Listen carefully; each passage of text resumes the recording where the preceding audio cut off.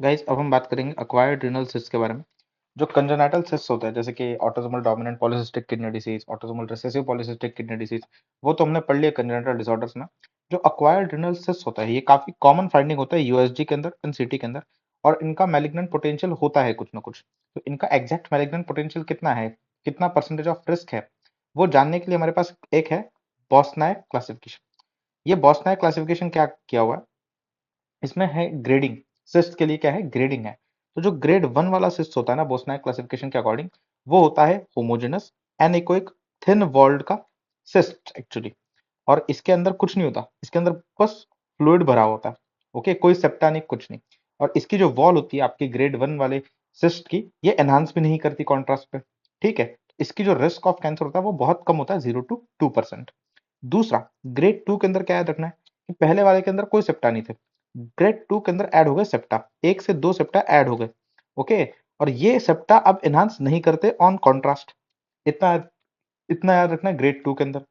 Grade 2 F के अंदर क्या रखना है, इसके अंदर जो सेप्टा का नंबर था वो इंक्रीज हो गया, लेकिन सेप्टा की जो थिकनिंग थी वो क्या थी, मिनिमल थिकनिंग थी। और एक इसमें non enhancing solid component add हो गया, calcified non enhancing solid component add हो जाता है 2F के अंदर, और सेप्टे का नंबर इंक्रीज हो जाता है एज कंपेयर टू दिस 2। और फिर ग्रेड 3 में क्या होता है, ग्रेड 3 के अंदर मल्टीलॉक्यूलेटेड सेप्टम है, मल्टीलॉक्यूलेट सिस्ट है, जिसके अंदर बहुत सारे सेप्टा है। लेकिन सबसे बड़ी बात इसमें क्या है ग्रेड 3 के अंदर, कि ये जो सेप्टा है ये अब एनहांसिंग है, थिक भी है और एनहांसिंग सेप्टा है, थिक एनहांसिंग सेप्टा। 2F के अंदर सॉलिड कंपोनेंट था जो कि नॉन एनहांसिंग था, यहाँ पर आपका थिक एनहांसिंग सेप्टा है। और ग्रेड 4 के अंदर क्या है, जो आपका सॉलिड कंपोनेंट है वो ही एनहांसिंग है, लार्ज नोड्यूल है जो कि सॉलिड कंपोनेंट एक्चुअल में, और वो एनहांसिंग है। इतना आपको पता होना चाहिए बोस्टैक क्लासिफिकेशन के अंदर। फिर इसके अकॉर्डिंग हमको रिस्क ऑफ कैंसर भी पता होना चाहिए। ग्रेड 1 के अंदर सबसे लोएस्ट रिस्क है 0 to 2% ऑफ कैंसर। ग्रेड 2 के अंदर it is less than 5% risk of cancer. Grade 2F के अंदर it is 5 to 15% risk of cancer. Grade 3 के अंदर it is 45 to 50% risk of cancer. And grade 4 के अंदर it is more than 95% of risk of cancer, मतलब इसमें cancer होता ही है। अगर ग्रेड 1 और 2 है तो कोई ट्रीटमेंट की जरूरत है ही नहीं भाई। लेकिन ग्रेड 2F अगर है, तो 2F में चेंज क्या था, 2F में चेंज ये था कि आपके पास एक नॉन एनहांसिंग सॉलिड कंपोनेंट आ चुका था 2F के अंदर। तो 2F में आपको करना पड़ेगा फॉलो अप। इसीलिए ये जो F स्टैंड करता है ना 2F में, ये फॉलो अप के लिए स्टैंड करता है। और 2F में इंपॉर्टेंट क्या था, नॉन एनहांसिंग सॉलिड कंपोनेंट आ चुका था, 6 से 12 महीने के लिए फॉलो अप करना है। फिर हम बात करते हैं ग्रेड 3 के अंदर। ग्रेड 3 के अंदर क्या था, आपके जो सेप्टा थे वो एनहांसिंग हो चुके थे, थिक एनहांसिंग सेप्टा आपके ग्रेड 3 के अंदर थे। इसलिए पहले बायोप्सी करेंगे, उसके हिसाब से सर्जरी करेंगे। और ग्रेड 4 के अंदर जहां पर मोर देन 95% चांस होता है कि कैंसर है, वहां पर हम सर्जरी ही करेंगे, रेडिकल नेफ्रेक्टोमी। तो कुछ इस तरीके से होता है आपका बोस्नाक क्लासिफिकेशन। फिर से अगर देखोगे तो ग्रेड 1 के अंदर कोई सेप्टा नहीं, सिर्फ खाली फ्लूइड, एनेकोइक फ्लूइड। ग्रेड 2 के अंदर एक थिन सेप्टा ऐड हुआ है, लेकिन ये एक से दो ही है, बाकी सारा नॉन एनहांसिंग सेप्टा है। ग्रेड 2F के अंदर क्या है, नॉन एनहांसिंग सेप्टा ही है, लेकिन ये बहुत सारे नंबर में है। लेकिन एक जो चीज 2F के अंदर ऐड हो जाती है that is non enhancing solid component. और ग्रेड 3 के अंदर क्या होता है, ग्रेड 3 के अंदर जो सेप्टा होता है वो एनहांसिंग हो जाता है। और ग्रेड 4 के अंदर क्या होता है, जो सॉलिड कंपोनेंट है वो भी एनहांसिंग हो जाता है। तो कुछ इस तरीके से हमने बोस्नाक क्लासिफिकेशन को कंप्लीट किया। आपको रिस्क ऑफ कैंसर इसमें पता होना चाहिए, और ट्रीटमेंट कैसे करना है ग्रेड के हिसाब से वो पता होना चाहिए। अब हम बात करते हैं बेनाइन ट्यूमर्स ऑफ किडनी के बारे में। तो बेनाइन ट्यूमर्स में सबसे पहला जो बेनाइन ट्यूमर हम पढ़ रहे हैं किडनी का, दैट इज ऑन्कोसाइटोमा, जो मेल्स में ज्यादातर देखने को मिलेगा, और एल्डरली पॉपुलेशन 60 से 70 साल के अंदर देखने को मिलेगा। इसमें अगर आप बायोप्सी करते हो ऑन्कोसाइटोमा की, तो आपको सेल्स ऐसे देखने को मिलेंगे जो रिच होते हैं माइटोकॉन्ड्रिया में। Cells rich in mitochondria will be seen on biopsy in oncocytoma. CT scan करोगे तो आपको कैसा अपीयरेंस दिखेगा, सीटी स्कैन करोगे तो आपको सेंट्रल स्कार दिखेगा with spoke wheel appearance, central scar with spoke wheel appearance. यहाँ पर आप पूरा किडनी के अंदर ये central scar with spoke wheel appearance जो है देख सकते हो ऑन सीटी स्कैन। ये जो आपका ऑन्कोसाइटोमा होता है ये काफी इंपॉर्टेंट डीडी होता है for renal cell carcinoma. Chromophobe type का जो रीनल सेल कार्सिनोमा होता है उसके लिए बहुत इंपॉर्टेंट टाइप का डिफरेंशियल डायग्नोसिस होता है आपका ऑन्कोसाइटोमा। तो डिफरेंशिएट कैसे करोगे, जो क्रोमोफोब टाइप का आरसीसी होता है ये स्टेन करता है विथ साइटोकेराटिन 7। तो वही जो ऑन्कोसाइटोमा होता है ये स्टेन नहीं करता साइटोकेराटिन 7 के साथ। लेकिन एट द एंड इसका जो डिफरेंशियल डायग्नोसिस है वो रीनल सेल कार्सिनोमा है, जो कि बहुत सीवियर कंडीशन है, मैलिग्नेंट कंडीशन है। तो आप रिस्क लेते नहीं हो। आपको जब भी कोई ऐसा मास दिख जाए जो कि रिनल सेल कार्सिनोमा हो सकता है सीटी पे, तो आप जो ट्रीटमेंट है वो डायरेक्टली पार्शियल नेफ्रेक्टोमी करोगे। ठीक है, फिर हम बात करते हैं दूसरे बिनाइन ट्यूमर के बारे में of kidney, that is your angiomyolipoma. इसमें जैसे नाम से आप समझ रहे हो, ये ब्लड वेसल को इन्वॉल्व करेगा, मसल को इन्वॉल्व करेगा और फैट टिश्यू को भी इन्वॉल्व करेगा, इसलिए इसका नाम है एंजियोमायोलाइपोमा। ये फीमेल्स के अंदर देखने को मिलता है ज्यादातर, मेल्स के कंपैरिजन में 25 से 45 साल की उम्र में, रिप्रोडक्टिव एज की फीमेल्स के अंदर ज्यादा ये देखने को मिलेगा। एंड एंजियोलाइपोमा के बारे में आप याद रखें कि it is associated with a condition called as tuberous sclerosis. और चूंकि एंजियोमायोलाइपोमा ये ब्लड वेसल को भी इन्वॉल्व करता है, इसीलिए एंजियोमायोलाइपोमा का एक बड़ा इंपॉर्टेंट कॉम्प्लिकेशन होता है ब्लीडिंग। और किडनी चूंकि एक रेट्रोपेरिटोनियल ऑर्गन है, तो जो ब्लीडिंग होती है वो रेट्रोपेरिटोनियल ही होती है। और इस ब्लीडिंग की जो रिस्क है वो इंक्रीज कर जाती है ड्यूरिंग प्रेगनेंसी, मतलब ज्यादा चांसेस होता है कि ये ट्यूमर ब्लीड करे ड्यूरिंग प्रेगनेंसी। और जो आपका एज ग्रुप था वो प्रेग्नेंट रिप्रोडक्टिव हेल्थ का रिप्रोडक्टिव एज ग्रुप ही तो था फीमेल्स के अंदर। अब अगर मैसिव रिप्रोडक्टिव ब्लीडिंग होती है, अगर मैसिव रेट्रोपेरिटोनियल ब्लीडिंग होती है एंजियोमायोलाइपोमा के अंदर, तो उसको हम एक सिंड्रोम के नाम से जानते हैं, और वो है आपका वंडरलिक सिंड्रोम। वंडरलिक सिंड्रोम। आपका जो एंजियोलाइपोमा है, ये immunohistochemistry marker that is HMB45 उसके लिए पॉजिटिव होता है, HMB45 के लिए पॉजिटिव होता है। सीटी स्कैन पे अगर आप देखोगे तो चूंकि इस ट्यूमर के अंदर बहुत सारा फैट प्रेजेंट होता है, चूंकि इस ट्यूमर के अंदर बहुत सारा फैट प्रेजेंट होता है, इस ट्यूमर की जो डेंसिटी होती है वो होती है -50 टू -20 हाउंसफील्ड यूनिट। इतनी फैट डेंसिटी होती है, इतनी ही फैट की भी डेंसिटी होती है और इतनी ही ट्यूमर की भी डेंसिटी होती है। कुछ इस तरीके से आपको ये जो किडनी से आता हुआ ब्लैक कलर का स्ट्रक्चर दिख रहा है ना, यही आपका एंजियोमायोलाइपोमा है। ब्लैक कलर का क्यों है ये, इतनी डेंसिटी इंक्रीज क्यों है? Due to fat present in the tumour. Treatment कैसे करोगे? अगर साइज इसका लेस देन 4 सेंटीमीटर है और पेशेंट एसिम्टोमेटिक है, तो फॉलोअप कीजिए, कोई ट्रीटमेंट मत कीजिए। लेकिन अगर पेशेंट सिम्टोमेटिक है या फिर एसिम्टोमेटिक है लेकिन आपके ट्यूमर का साइज मोर देन 4 सेंटीमीटर है, और या फिर तीसरा इंडिकेशन क्या है, वो है कि फीमेल है with child bearing age, female with child bearing age, अगर ये 3 इंडिकेशंस है, तो फिर आप उस केस में पार्शियल नेफ्रेक्टोमी या फिर एंजियो एम्बोलाइजेशन कर सकते हो। मतलब जो आपका ब्लड वेसल ट्यूमर को सप्लाई कर रहा है उसका एम्बोलाइजेशन कर दीजिए। और अगर एक्यूट ब्लीडिंग हो रही है तो उसके अंदर भी मैनेजमेंट के अंदर हम एंजियो एम्बोलाइजेशन कर सकते हैं। आप कुछ नए ड्रग्स, न्यूअर ट्रीटमेंट के ड्रग्स आए हुए, दैट इज एमटॉर इनहिबिटर्स, जिसके अंदर हम एवोरोलिमस और सीरोलिमस इन ड्रग्स को यूज करते हैं एंजियोलाइपोमा के अंदर। ठीक है, ठीक है। फिर हम बात करते हैं मैलिग्नेंट ट्यूमर्स ऑफ किडनी के बारे में। तो मैलिग्नेंट ट्यूमर्स ऑफ किडनी में सबसे इंपॉर्टेंट जो है वो है रिनल सेल कार्सिनोमा, जो हमें पढ़ना है। इसके कुछ और नाम हैं, जैसे कि हाइपरनेफ्रोमा, ग्रेविट्स ट्यूमर और इंटरनिस ट्यूमर एंड रेडियोलॉजिस्ट ट्यूमर, ये कुछ इसके अलग नाम है। मोस्टली ये एडेनोकार्सिनोमा के फॉर्म में एग्जिस्ट करता है 80%, बाकी 20% में ये रेयरली ट्रांजिशनल सेल कार्सिनोमा के फॉर्म में भी एग्जिस्ट कर सकता है। ये इसका ग्रॉस स्पेसिमेन है, ये वाला जो स्पेसिमेन है, ये जो वाला जो पार्ट है, ये कैंसर वाला पार्ट है, रीनल सेल के कैंसर वाला पार्ट। और ये अराइज कहां से करता है रीनल सेल के अंदर? ये अराइज करता है from the proximal renal tubule epithelium. ये अराइज करता है from proximal renal tubule epithelium. Risk factors की अगर बात करते हैं तो पहले 3 रिस्क फैक्टर को आप याद रखें हॉट इस निमोनिक से, जहां पर H स्टैंड करता है फॉर हाइपरटेंशन, O स्टैंड करता है for obesity and T stand करता है फॉर टोबैको। उसके अलावा diuretic use, petrochemicals and acquired renal cystic disease, जो कि होता है due to long term haemodialysis. ये कुछ रिस्क फैक्टर्स होते हैं आपके रीनल सेल कार्सिनोमा के बारे में। अब आपको हेरेडिटरी सिंड्रोम्स पता होने चाहिए जो कि रीनल सेल कार्सिनोमा के साथ एसोसिएटेड होते हैं, और इन सारे सिंड्रोम्स के आपको जीन्स भी पता होने चाहिए। ये आईसेट के लिए बहुत इंपॉर्टेंट है, 2-3 साल पहले इस पर सवाल पूछा गया। तो जो क्लियर सेल वेरिएंट होता है आपके आरसीसी का, वो 3 सिंड्रोम्स के साथ एसोसिएटेड होता है। यही मोस्ट कॉमन वेरिएंट भी है आरसीसी का। और जो 3 सिंड्रोम्स है वो है VHL सिंड्रोम, जिसमें जीन होता है VHL, BAP1 mutated mutant disease, जिसमें जीन होता है BAP1, SDH associated kidney cancer, जिसमें जीन होता है SDH BCD। ये आपके 3 सिंड्रोम्स है associated with the most common variant of RCC, that is clear cell RCC. दूसरा होता है आपका पैपिलरी आरसीसी। पैपिलरी आरसीसी के साथ 2 सिंड्रोम्स एसोसिएटेड है, हेरेडिटरी लियोमायोमेटेसिस एंड आरसीसी सिंड्रोम। इसमें जो जीन इन्वॉल्व होता है वो होता है FH gene. Hereditary papillary kidney carcinoma syndrome, जिसमें जो जीन इन्वॉल्व होता है वो होता है MET जी। और तीसरा होता है आपका मल्टीपल ट्यूमर टाइप्स, मतलब जो आपके क्रोमोफोब मेडुलरी टाइप के जो कैंसर बच गए, वो जो वेरिएंट बच के आपके आरसीसी के, वो इन सिंड्रोम्स के साथ एसोसिएटेड होता है। कौन से? बर्ट हॉग डूब सिंड्रोम, जिसमें जो जीन एसोसिएटेड होता है वो होता है FLCN, ट्यूबरस क्लोरोसिस, जिसमें जो जीन इन्वॉल्व होता है वो होता है TSC12, काउडेन सिंड्रोम जिसमें जो जीन इन्वॉल्व होता है वो होता है P10, और हाइपर पैराथायरॉयडिज्म जिसमें जॉ ट्यूमर सिंड्रोम भी देखने को मिलता है, तो जीन इज HRPT2 जीन। ठीक है। बर्ट हॉग डूब सिंड्रोम के अंदर अगर आप देखोगे तो मल्टीपल पल्मोनरी सिस्ट देखने को मिलता है जो कि फट के न्यूमोथोरैक्स कॉज कर सकता है, और साथ में कुछ बेनाइन रीजन ऑफ स्किन भी दिखता है, और एक वेरिएंट ऑफ आरसीसी भी आपको देखने को मिलेगा। तो जो आरसीसी है ये कोई अग्रेसिव ट्यूमर नहीं है, काफी स्लो ग्रोइंग ट्यूमर है। इतना स्लो ग्रोइंग है कि बहुत लेट प्रेजेंटेशन होगा, या फिर इंसिडेंटली ही मोस्टली डायग्नोसिस हो जाता है एसिम्प्टोमेटिक पेशेंट में। किसी और चीज का सीटी करा रहे थे, एक्सरे करा रहे थे, तो अचानक से आपको दिखता है कि किडनी में कुछ ट्यूमर दिख रहा है, तो इसका इंसिडेंटल डायग्नोसिस होता है due to slow growing nature of the tumour.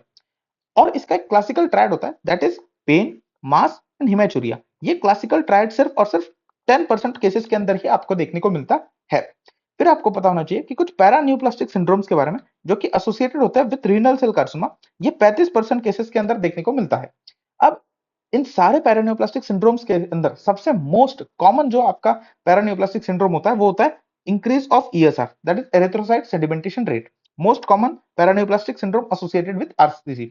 उसके अलावा जितने भी आपके पैरान्यूप्लास्टिक सिंड्रोम है उनके लिए ये निमोनिक आपको पता होनी चाहिए, सीएसएफ, एच स्क्वायर, ए स्क्वायर, पीई। सीएसएफ आपका सेरेब्रोस्पाइनल फ्लूइड, एच स्क्वायर, ए स्क्वायर पल्मोनरी एम्बोलिज्म, जहां पे सी स्टैंड करता है for Cushing syndrome, S stand करता है for Stouffer syndrome, F stand करता है फॉर फीवर, सीएसएफ हो गया।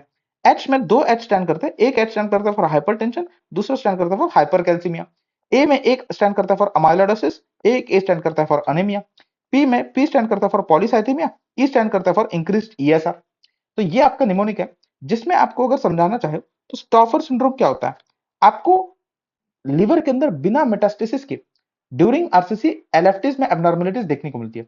मतलब ड्यूरिंग आरसीसी आपको एलएफटी के अंदर एबनॉर्मलिटीज देखने को मिलती है, पर तब कोई मेटास्टेसिस लिवर के अंदर नहीं होता, और ये कंप्लीटली रिवर्स हो जाता है abnormalities in LFT once RCC is treated. तो इस सिंड्रोम को हम क्या कहते हैं, स्टॉफर सिंड्रोम कहते हैं। ये आप देख सकते हो कि ये अपर पोल ऑफ किडनी का जो ट्यूमर है ये आरसीसी है। ठीक है, सीटी स्कैन की इमेज है। फिर हम बात करते हैं इन्वेस्टिगेशन कौन से करोगे, तो जो इन्वेस्टिगेशन ऑफ चॉइस होता है आपका आरसीसी के लिए वो होता है सीईसीटी। ट्रिपल फेज में आप करते हो, और आर्टेरियल फेज में आपको मोर देन 15 हाउंसफील्ड यूनिट की एनहांसमेंट देखने को मिलती है। सीईसीटी आपका इन्वेस्टिगेशन ऑफ चॉइस है, ट्रिपल फेज में करते हो, आर्टेरियल फेज में आपको एनहांसमेंट देखने को मिलती है। अगर वैस्कुलर इन्वॉल्वमेंट दिख जाए, अगर आपको वैस्कुलर इन्वॉल्वमेंट दिख जाए तो आपको एमआरआई ये इन्वेस्टिगेशन ऐड कराना पड़ेगा सीईसीटी के साथ। कोई बायोप्सी और कोई एफएनएसी परक्यूटेनियसली कभी भी नहीं करोगे आप आरसीसी के केस में। No biopsy is not done, no FNAC is done percutaneously. Reason क्या है, रीजन छोड़िए, पैथोलॉजिकल कंफर्मेशन की जरूरत ही नहीं पड़ती सर्जरी करने से पहले। अगर आपको क्लिनिकल फीचर्स दिख रहे हैं कैंसर के और उसके साथ आपको सीटी स्कैन पर ट्यूमर दिख रहा है तो आप डायरेक्टली सर्जरी कर सकते हो, पैथोलॉजिकल बायोप्सी के कंफर्मेशन की आरसीसी के अंदर जरूरत नहीं होती है। फिर हम बात करते हैं कि इस इमेजेस के अंदर आपको क्या दिख रहा है, ये आपका रीनल सेल का ट्यूमर है जो कि एक्सटेंड कर रहा है यहां पर, कहां पर, किसके अंदर, in the in the inferior vena cava. ये भी आपका क्या है, रीनल सेल का ट्यूमर है जो कहां पर एक्सटेंड कर रहा है, in this when inferior vena cava. तो जो आपका ये आरसीसी है ये मेटास्टेसाइज कर रहा है टू इंफीरियर वेना कावा। अगर आपका ऐसा वेस्कुलर इन्वॉल्वमेंट देखने को मिलेगा तो आपको क्या करना पड़ेगा, एमआरआई करना पड़ेगा। ठीक है, तो अब टीएनएम स्टेजिंग आपको पता होनी चाहिए। टीएनएम स्टेजिंग भी बड़ी इजी है। टी1 और टी2 स्टेज, टी1 स्टेज और टी2 स्टेज दोनों लिमिटेड होती है किडनी को। टी1 में दो पार्ट आता है, ए और बी। टी2 में भी दो पार्ट आता है, ए और बी। ए को आप लेस देन 4 सेंटीमीटर लिख दीजिए, बी को आप इसको आप मोर देन 10 सेंटीमीटर लिख दीजिए। बस फिर 3 से बढ़ाते जाइए, 4 to 7, 7 to 10, हो गया आपका टी1 और टी2 रेडी। ठीक है, तो टी1 टी2 ये लिमिटेड है टू किडनी। उसके बाद आता है आपके पास टी3। टी3 में आते हैं ए, बी और सी, जहां पर टी3 ए के अंदर आपको चार चीजें याद रखनी है। पहला, रीनल वेन इन्वॉल्व हो सकता है, पेल्विक कैल्शियल सिस्टम इन्वॉल्व हो सकती है, बियॉन्ड किडनी आपका ट्यूमर जाएगा बट जेरोटास फेशिया के अंदर रहेगा। T3A क्या है, रीनल वेन की इन्वॉल्वमेंट, पेल्विक कैल्शियल सिस्टम की इन्वॉल्वमेंट, बियॉन्ड किडनी आपका ट्यूमर जाएगा पर जेरोटास फेशिया के अंदर ही रहेगा। बी और सी बड़ा सिंपल है, बी है आईवीसी इन्वॉल्वमेंट बिलो डायफ्राम, और सी है आईवीसी इन्वॉल्वमेंट अबव डायफ्राम। तो T3 तो बड़ा सॉर्टेड है। T4 के अंदर कुछ नहीं है, T4 के अंदर आपका एड्रिनल ग्लैंड का इन्वॉल्वमेंट है, और बियॉन्ड जेरोटास फेशिया एडजेसेंट ऑर्गन्स, दूसरे ऑर्गन्स का इन्वॉल्वमेंट हो जाता है T4 के अंदर।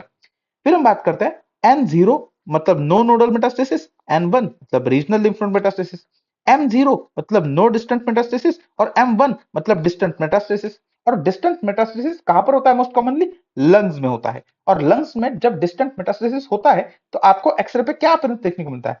कैनन बॉल मेटास्टेसिस आपको देखने को मिलता है। बड़ी इंपॉर्टेंट इमेज है, याद होनी चाहिए।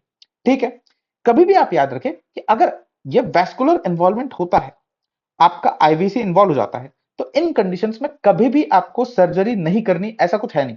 मतलब extension of RCC to inferior vena cava is not a contraindication to surgery. Surgery बिल्कुल करिए। ठीक है, ठीक है जी। फिर हम बात करते हैं कि बेली के अंदर एक और स्टेजिंग दी गई है आरसीसी के लिए। वैसे हम फॉलो तो टीएनएम स्टेजिंग को ही करते हैं फॉर डूइंग सर्जरीज, लेकिन एक और स्टेजिंग जो है दी गई है, जिसका नाम है रॉबसन स्टेजिंग। रॉबसन स्टेजिंग के अंदर क्या है? पहला grade 1, stage 1 is tumour only involving kidney. Stage 2 के अंदर क्या है? स्टेज 2 के अंदर वो कैप्सूल के बाहर तो जाता है ट्यूमर, लेकिन जेरोटास फेशिया के अंदर ही रहता है। स्टेज 3 को उन्होंने ए, बी और सी के अंदर डिवाइड कर दिया है, जहां पर ए के अंदर रीनल वेन और आईवीसी का इन्वॉल्वमेंट है, बी के अंदर लिम्फ नोड का इन्वॉल्वमेंट है, और सी के अंदर दोनों रीनल वेन, आईवीसी और लिम्फ नोड दोनों का इन्वॉल्व हो जाता है 3C के अंदर। और फोर्थ के अंदर हो जाता है डिस्टेंट मेटास्टेसिस। तो ये रॉबसन स्टेजिंग है, इतनी इंपॉर्टेंट है नहीं, लेकिन बेली के अंदर दी हुई है। फिर हम बात करते हैं कि ट्रीटमेंट में आपके पास दो ऑप्शंस होते हैं। एक होता है पार्शियल नेफ्रेक्टोमी, इसका दूसरा नाम होता है नेफ्रॉन स्पेयरिंग सर्जरी, और दूसरा होता है आपके पास रेडिकल नेफ्रेक्टोमी। ये दो ऑप्शन है आपके पास सर्जरी के इन केस ऑफ आरसीसी। तो अब क्या इंडिकेशंस होते हैं आपके पास पार्शियल नेफ्रेक्टोमी के? पहला इंडिकेशन होता है कि अगर ट्यूमर का साइज लेस देन 4 सेंटीमीटर है, मतलब T1A स्टेज का आपका कैंसर है, तो फिर आप जो है पार्शियल नेफ्रेक्टोमी कर सकते हो। फिर फिर T1B, T1A क्या था? Less than 4 centimetre. T1B क्या था? It was 4 to 7 centimetre. T2A क्या था? It was 7 to 10 centimetre. T2B क्या था? It was more than 10 centimetre. तो ये तो इतना याद होना चाहिए। तो फिर T1B can also be done by partial nephrectomy, लेकिन आपका जो ट्यूमर है ये किसी अपर पोल, किसी साइड में होना चाहिए, तब जाके आप जो है इन केस में अगर टेक्निकली फिजिबल होगा तो पार्शियल नेफ्रेक्टोमी कर पाओगे। बायलैटरल आरसीसी अगर होगा, सॉलिटरी फंक्शनल किडनी अगर होगा, या फिर ऑलरेडी कोई रिनल डिसफंक्शन है, वीएचएल सिंड्रोम है, तो इन चार इंडिकेशन के अंदर भी आपको क्या करना पड़ेगा? पार्शियल नेफ्रेक्टोमी करना पड़ेगा। क्या बताया मैंने? बायलैटरल आरसीसी, सॉलिटरी फंक्शन मतलब एक ही फंक्शनल किडनी है, रीनल डिसफंक्शन ऑलरेडी हो रहा है, एंड वीएचएल सिंड्रोम। फिर हम बात करते हैं रेडिकल नेफ्रेक्टोमी के क्या इंडिकेशन होता है। रेडिकल नेफ्रेक्टोमी का पहला इंडिकेशन है T2 to T4। अगर इस स्टेजिंग के अंदर लाई कर रहा है तो आपको रेडिकल नेफ्रेक्टोमी करनी पड़ेगी। रेडिकल नेफ्रेक्टोमी के अंदर आप रिमूव क्या क्या करते हो? आप किडनीज को रिमूव कर देते हो पूरे, साथ में यूरेटर को रिमूव कर देते हो। यूरेटर और किडनी के अराउंड जो पेरीरिनल फैट था और जिरोटस फेशिया था उसको भी रिमूव कर देते हो। दो चीजों का निकालना जो है फिक्स नहीं होता, अगर उनकी इन्वॉल्वमेंट है तो ही निकालोगे। रेडिकल नेफ्रेक्टोमी के अंदर हमेशा निकालना ऐसा जरूरी नहीं है, वह एड्रेनल ग्लैंड और लिम्फ नोड्स, अगर इन दोनों की इन्वॉल्वमेंट है तो निकाल दो, इन्वॉल्वमेंट नहीं है तो मत निकालो।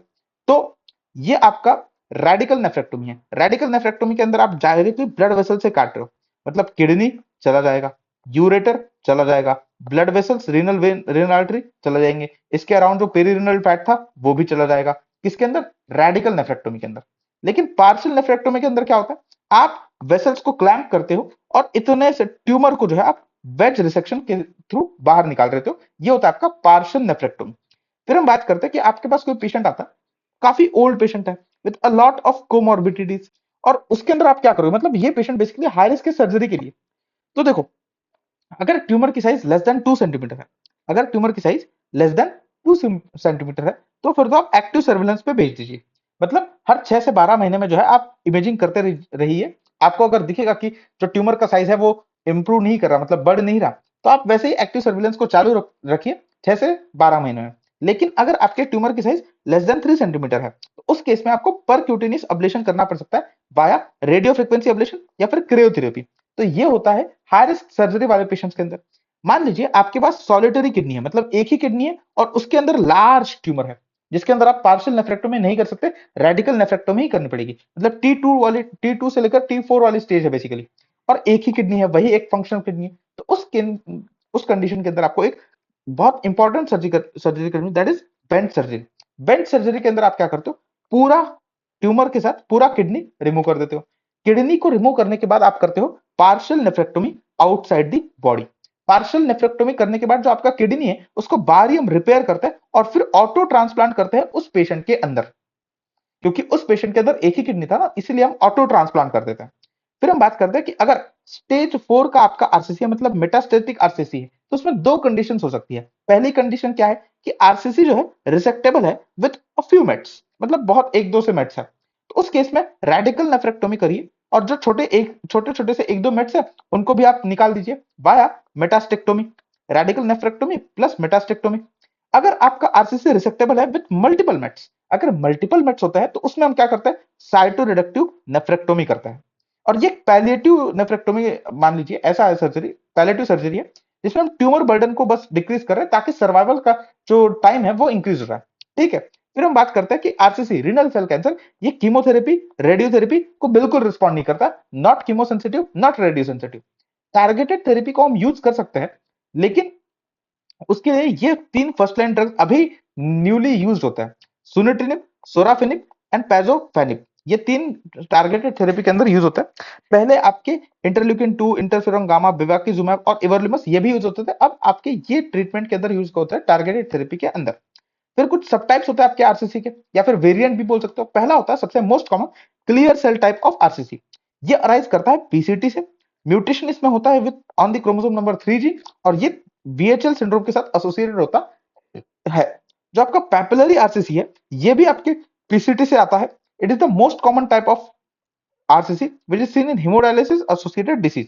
तो ये बहुत इंपॉर्टेंट है, हेमोडायलिसिस एसोसिएटेड डिसीज के अंदर सबसे most common type of RCC के अंदर पैपिलरी आरसीसी है। इसमें म्यूटेशन आपको क्रोमोसोम नंबर 7, 16, 17 और वाई क्रोमोसोम के अंदर म्यूटेशन देखने को मिलता है।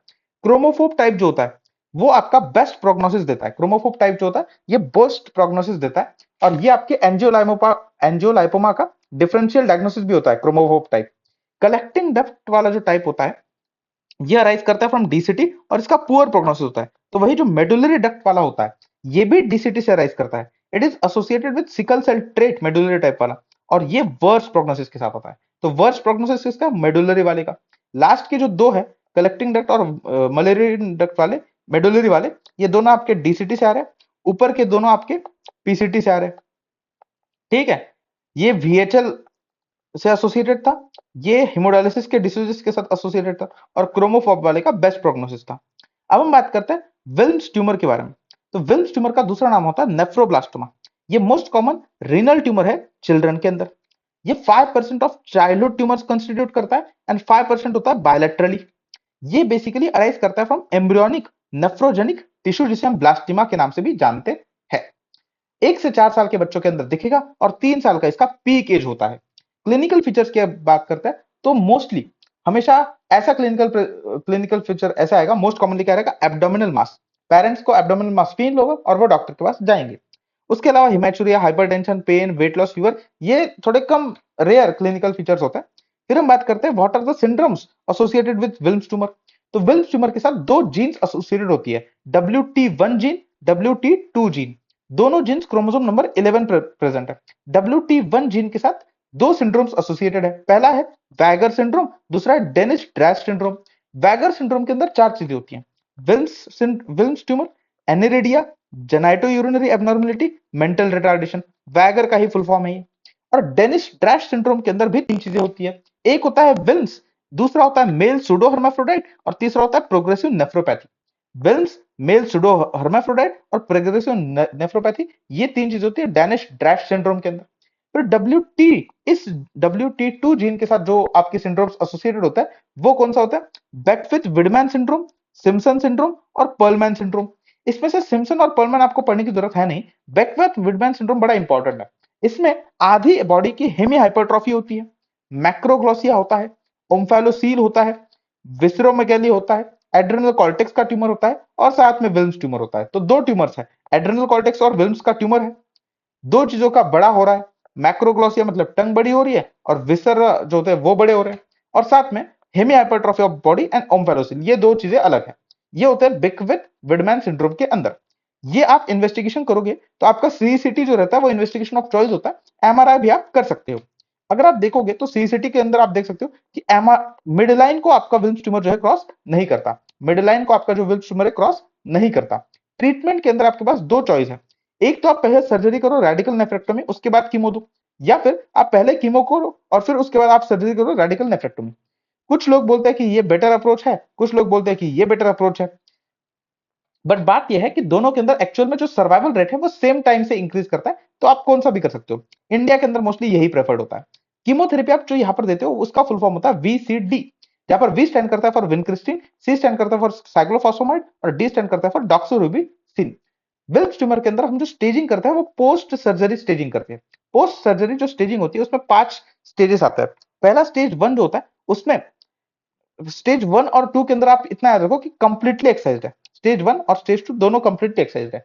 स्टेज 1 के अंदर tumour was limited to kidney और स्टेज 2 के अंदर इट वाज बियॉन्ड किडनी, और दोनों के अंदर it was completely exercised. Stage 1 के अंदर limited to kidney completely exercised, stage 2 के अंदर beyond kidney but completely exercised.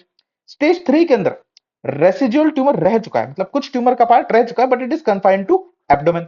जैसे कि क्या हो सकता है, रीजनल लिम्फ नोड्स के अंदर ट्यूमर रह गया, पेरिटोनियल मेट्स रह गए, लोकल इन्फिल्ट्रेशन रह गया, ये आपका स्टेज 3 होता है। स्टेज 4 के अंदर हेमाटोजेनस मेट्स जैसे कि लंग के अंदर वो रह गया, और स्टेज 5 के अंदर आता है आपका बायलेटरल विल्स ट्यूमर। फिर हम बात करते हैं very close DD of Wilms tumour, that is your neuroblastoma. Differences क्या है इनके अंदर, विल्स ट्यूमर जो है किडनी से अराइज करता है, न्यूरोब्लास्टोमा जो है ये एड्रिनल ग्लैंड से अराइज करता है अबव द किडनी। तो डिस्टेंस न्यूरोब्लास्टोमा चूंकि एड्रिनल से आता है ये आपके किडनी को डिस्प्लेस कर देता है डाउनवर्ड्स।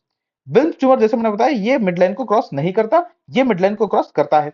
विल्स ट्यूमर के अंदर वैस्कुलर इन्वॉल्वमेंट है इंफीरियर वेना केवा और आपके एओर्टा की देखने को मिलती है, तो वही न्यूरोब्लास्टोमा के अंदर कोई आपको जो है वैस्कुलर इन्वॉल्वमेंट नहीं देखने को मिलेगी। न्यूरोब्लास्टोमा के अंदर मोर कैल्सिफिकेशन विल बी सीन, तो वही रिलेटिवली विल्स ट्यूमर के अंदर लेस कैल्सिफिकेशन देखने को मिलता है। Last topic that is upper tract urothelial tumour.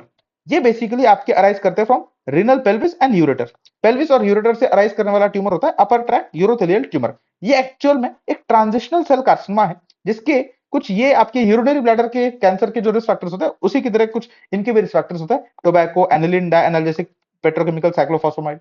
इनके क्लिनिकल फीचर्स क्या होता है, क्लिनिकल फीचर्स होता है ग्रॉस हेमेचुरिया जो कि पेनलेस होता है, लेकिन इस ग्रॉस हेमेचुरिया के कारण फ्लैंक्स में जरूर पेन होता है। And passage of long slender clots, मतलब जैसे यूरेटर के अंदर पूरे के पूरे यूरेटर के साइज के लॉन्ग स्लेंडर क्लॉट्स बाहर आएंगे यूरिन के अंदर। इन्वेस्टिगेशन के अंदर क्या करोगे, यूरिन रूटीन माइक्रोस्कोपी के अंदर आपको दो चीजें दिखेगी, एक आरबीसी दिखेंगे, मैलिग्नेंट सेल्स दिखेंगे, साथ में आप सीटी यूरोग्राफी और यूरेट्रोरूनोस्कोपी कर सकते हो। यूरेट्रोरूनोस्कोपी जो आप आरआईआरएस के अंदर करते थे ना, वहां से जाओ और बायोप्सी ले लो यूरेटर के अंदर जहां पर वो ट्यूमर है। ट्रीटमेंट के अंदर आप जो है रेडिकल नेफ्रो यूरेट्रोक्टोमी करते हो, और लो रिस्क केसेस के अंदर जो आप सेगमेंटल रिसेक्शन या फिर एंडोस्कोपिक अब्लेशन ये भी कर सकते हो। पूरा जो ट्यूमर पार्ट है किडनी के अंदर और आपके यूरेटर्स के अंदर वो हमने कंप्लीट कर लिया। अगले लेक्चर में मिलते हैं, तब तक के लिए टाटा बाय।